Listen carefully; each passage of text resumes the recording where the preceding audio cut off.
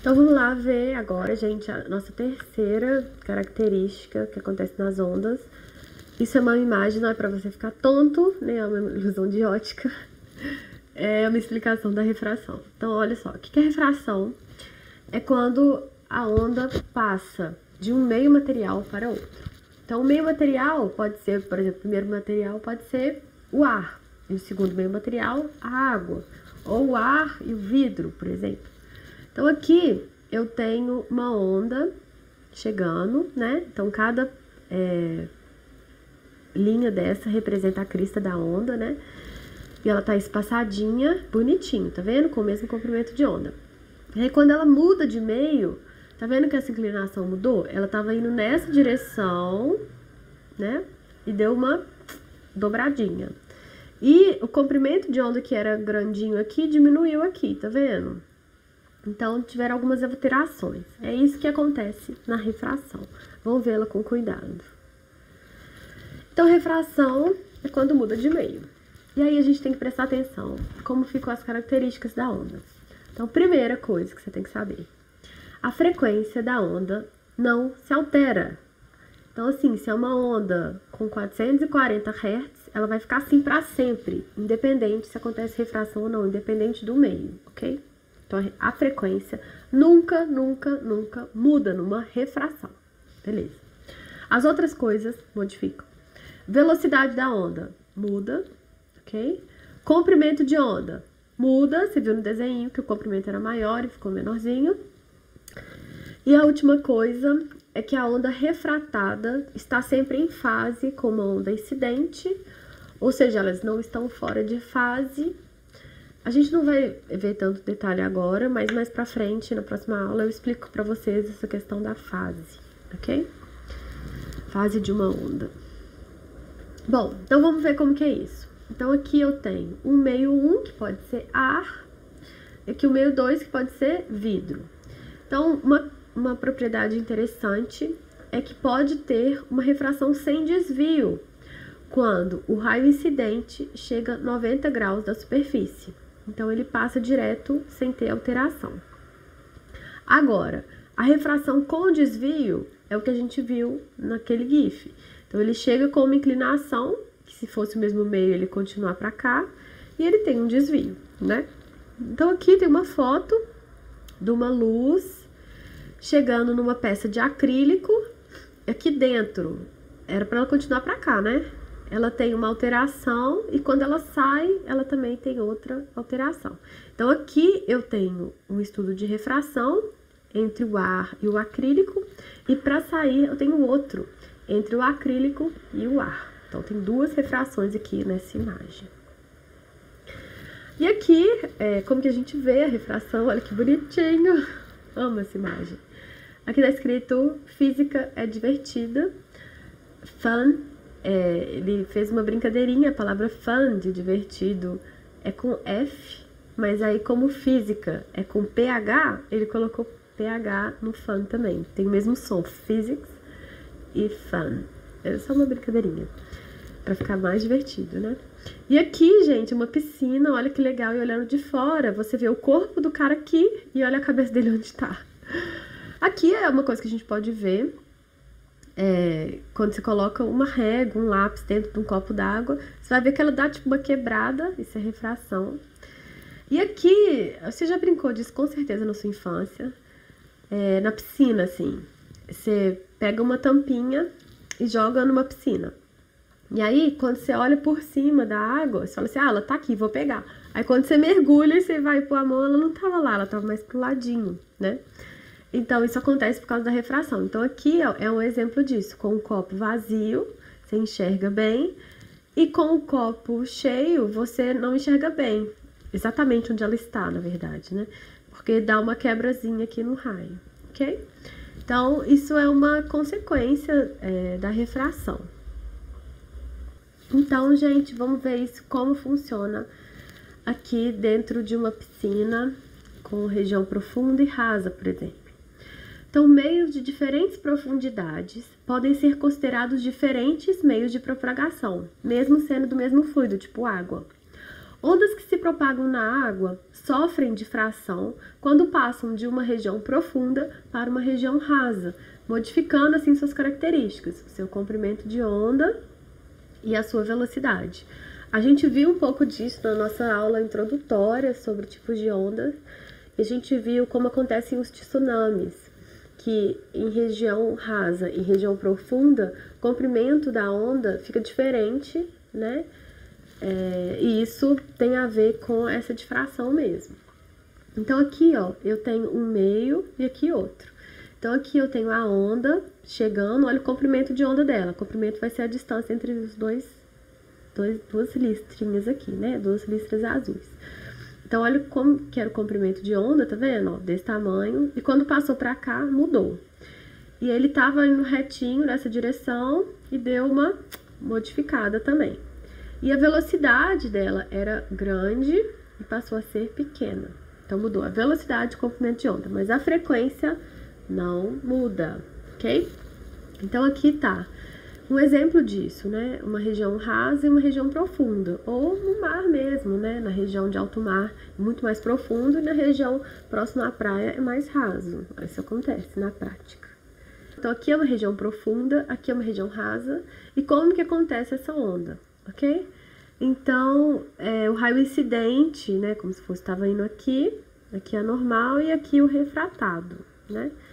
E aqui a separação, assim, do degrau, igual tava aqui nesse exemplo, tá vendo? Esse AB aqui, ó, é exatamente aqui e aqui, AB, tá vendo? Exatamente aqui. Então, a mudança de direção ocorre porque os pontos de uma frente de onda, então a frente de onda é isso daqui, tá vendo? Que são 90 graus com cada uma das ondas, essa é a frente de onda, não sofre mudanças de velocidade simultaneamente. Então, acontece que cada uma vai mudando diferente. Então, vai dando uma quebradinha, cada vez uma quebradinha. E aí sim faz a mudança de direção. Então, vamos ver as leis da refração. A primeira a gente já viu, que o raio incidente, a normal e o refratado também tem que estar no mesmo plano, é a mesma de reflexão. E a segunda lei é a lei de Snell, muito, muito importante. E ela é utilizada para calcular o ângulo desse desvio e a relação entre velocidade, comprimento de onda e o N, que é o índice de refração do meio. Então, olha só, gente, vamos ver essa fórmula. Aqui, então, eu tenho o meio 1. No meio 1, eu tenho o raio 1, com uma velocidade 1, com comprimento de onda 1, e a frequência, que tem que ser igual a do 2, a frequência não muda, ok? E o ângulo de incidência, ele faz um ângulo de incidência também com a minha reta normal, que é esse θ1. Esse é o meu ângulo de incidência, ok? Então, essa fórmula, você pode separar dois itens dela. Então, por exemplo, eu quero trabalhar com velocidade e ângulo. Então, eu pego só essa primeira igualdade aqui, ó. Seno de ângulo 1 sobre o seno de ângulo 2 é igual a velocidade 1 sobre a velocidade 2. Então, pode ter um exemplo que fala o seguinte. Eu tenho um raio chegando com uma velocidade 1, aí ele me fala qual que é essa velocidade. Ele sai com a velocidade 2 e o ângulo de incidência é tal. Qual é o ângulo de refração? É isso. Aí você usa essa fórmula, essa igualdade, e consegue encontrar. Mas pode ter um exercício que fala, te dá os dados, ao invés de te dar os dados de velocidade, te dá os dados de comprimento de onda. E te dá os ângulos. Aí você pode colocar seno de ângulo 1 sobre seno de ângulo 2 é igual ao comprimento de onda 1 sobre o comprimento de ângulo 2. Então, você pode igualar qual parte dessa fórmula que você quiser. Depende do que o enunciado te dá, mas sempre de 2 em 2, ok? Aí você vê o que o enunciado está te pedindo. Então, vamos ver. O raio 1 é o raio incidente, com velocidade V1, comprimento de onda lambda 1. Raio 2 é o refratado, com velocidade v2 e comprimento de onda λ2. A reta tracejada é a linha normal à superfície, essa daqui, ó. Que ela é imaginária, geralmente você que desenha ela. Ela é 90 graus com a superfície, ok? O ângulo formado entre o raio 1 e a reta normal é o ângulo de incidência. O ângulo formado entre o raio 2 e a normal é o ângulo de refração. A fronteira entre os dois meios é um dióptro plano. É o nome dela. É o nome dessa fronteira. E o índice de refração do meio 1 é denominado N1. E o meio 2 como N2. Então, o índice de refração é um número que me fala qual que é a propriedade de refração desse meio, desse líquido, por exemplo. Ok? Então, cada líquido, cada substância tem um meio de tem um índice de refração característico, ok? Se eles tiverem o mesmo valor de N, a onda passa diretaço, sem ter problema nenhum. Agora, se elas tiverem meios diferentes, aí sim vai acontecer a refração. Então, vamos ver agora, gente, duas propriedades ao mesmo tempo, reflexão e refração ao mesmo tempo em cordas. Então, olha só, eu tenho uma corda fininha, menos densa, amarradinha numa corda grossona, mais densa. E aqui você dá um pulso. Quando você dá esse pulso vai caminhando e vai passar para a corda de lá. Então, o que acontece? Uma parte desse pulso continua sem inversão e a outra parte reflete. Acontece uma reflexão, como se essa separação aqui fosse um ponto fixo. Então, ela vem num sentido e volta invertidinha, tá vendo? Como se fosse um ponto fixo. Isso aqui é uma coisa que acontece. Mas, se acontece ao contrário, o pulso vem da parte mais grossa para a parte mais fina, então o pulso vem caminhando da parte mais grossa e vai passar para a parte mais fina. Então, o que acontece? Uma parte desse pulso passa normal, beleza, refração. A outra parte vai ser refletida como se essa separação fosse uma superfície livre. Então, sem inversão, ok? É o que acontece aqui, ó. Vem o pulso grandão, uma parte vai para lá, a outra parte volta sem inversão, ok? Então, acontece a reflexão quando ele volta e acontece a refração quando ele muda de meio, ok? Então, vamos fazer, gente, um exercício com isso na prática. Então, a figura mostra uma cuba de ondas, onde há uma região rasa e outra funda. Aqui está a região rasinha, aqui é a funda. Com uma régua, são provocadas perturbações. Com uma régua, são provocadas perturbações periódicas, retas, a cada 0,4 segundos, que se propagam na superfície da água. Beleza. Então, aqui está uma superfície rasa e aqui a superfície profunda, né?